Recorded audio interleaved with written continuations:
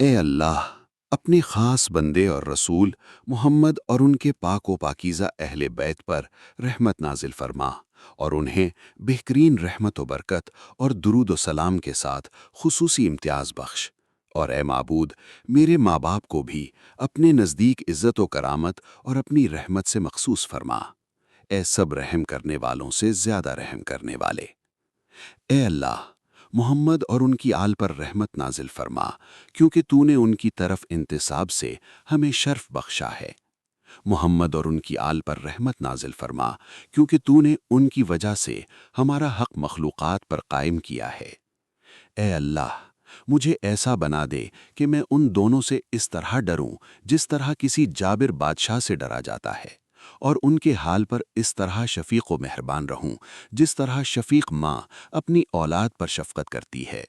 اور ان کی فرما برداری اور ان سے حسن سلوک کے ساتھ پیش آنے کو میری آنکھوں کے لیے اس سے زیادہ کیف افزا قرار دے جتنا چشم خواب آلود میں نیند کا خمار، اور میرے قلب و روح کے لیے اس سے بڑھ کر مسرت انگیز قرار دے جتنا پیاسے کے لیے جرائے آب، تاکہ میں اپنی خواہش پر ان کی خواہش کو ترجیح دوں اور اپنی خوشی پر ان کی خوشی کو مقدم رکھوں، اور ان کے تھوڑے احسان کو بھی جو مجھ پر کریں زیادہ سمجھوں، اور میں جو نیکی ان کے ساتھ کروں وہ زیادہ بھی ہو تو اسے کم تصور کروں۔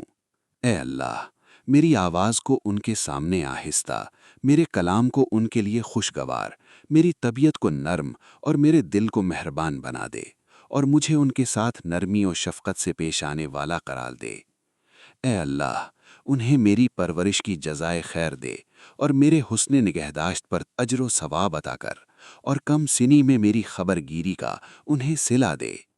اے اللہ، انہیں میری طرف سے کوئی تکلیف پہنچی ہو، یا میری جانب سے کوئی ناگوار صورت پیش آئی ہو، یا ان کی حق تلفی ہوئی ہو، تو اسے ان کے گناہوں کا کفارہ، درجات کی بلندی اور نیکیوں میں اضافہ کا سبب قرار دے، اے برائیوں کو کئی گنا نیکیوں سے بدل دینے والے۔ پار الہا، اگر انہوں نے میرے ساتھ گفتگو میں سختی یا کسی کام میں زیادتی یا میرے کسی حق میں فروگزاشت یا اپنے فرض منصبی میں کوتاہی کی ہو تو میں ان کو بخشتا ہوں اور اسے نیکی و احسان کا وسیلہ قرار دیتا ہوں، اور پالنے والے تجھ سے خواہش کرتا ہوں کہ اس کا مواخذہ ان سے نہ کرنا، اس لیے کہ میں اپنی نسبت ان سے کوئی بدگمانی نہیں رکھتا، اور نہ تربیت کے سلسلے میں انہیں سہلنگار سمجھتا ہوں،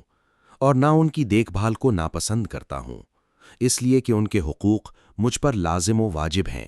ان کے احسانات دیرینہ ہیں، اور ان کے انعامات عظیم ہیں۔ وہ اس سے بالاتر ہیں کہ میں ان کو برابر کا بدلہ یا ویسا ہی عوض دے سکوں۔ اگر ایسا کر سکوں تو اے میرے معبود، وہ ان کا ہمہ وقت میری تربیت میں مشغول رہنا، میری خبر گیری میں رنج و تعب اٹھانا، اور خود اسرت و تنگی میں رہ کر میری آسودگی کا سامان کرنا کہاں جائے گا؟ بھلا کہاں ہو سکتا ہے کہ وہ اپنے حقوق کا صلہ مجھ سے پا سکیں، اور نہ میں خود ہی ان کے حقوق سے سبکدوش ہو سکتا ہوں، اور نہ ان کی خدمت کا فریضہ انجام دے سکتا ہوں۔ رحمت نازل فرما محمد اور ان کی آل پر، اور میری مدد فرما اے بہتر ان سب سے جن سے مدد مانگی جاتی ہے، اور مجھے توفیق دے اے زیادہ رہنمائی کرنے والے ان سب سے جن کی طرف ہدایت کے لیے توجہ کی جاتی ہے، اور مجھے اس دن جب کہ ہر شخص کو اس کے اعمال کا بدلہ دیا جائے گا اور کسی پر زیادتی نہ ہوگی، ان لوگوں میں سے قرار نہ دینا جو ماں باپ کے عاق و نافرما بردار ہوں۔ اے اللہ، محمد اور ان کی آل پر رحمت نازل فرما، اور میرے ماں باپ کو اس سے بڑھ کر امتیاز دے جو مومن بندوں کے ماں باپ کو تو نے بخشا ہے، اے سب رحم کرنے والوں سے زیادہ رحم کرنے والے۔ اے اللہ، ان کی یاد کو نمازوں کے بعد رات کی ساعتوں اور دن کے تمام لمحوں میں کسی وقت فراموش نہ ہونے دے۔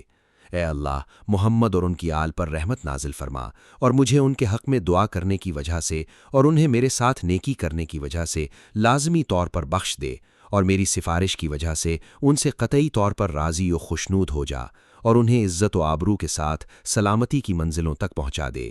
اے اللہ، اگر تو نے انہیں مجھ سے پہلے بخش دیا تو انہیں میرا شفیع بنا، اور اگر مجھے پہلے بخش دیا تو مجھے ان کا شفیع قرار دے، تاکہ ہم سب تیرے لطف و کرم کی بدولت تیرے بزرگی کے گھر اور بخشش و رحمت کی منزل میں ایک ساتھ جمع ہو سکیں۔ یقیناً تو بڑے فضل والا، قدیم احسان والا، اور سب رحم کرنے والوں سے زیادہ رحم کرنے والا ہے۔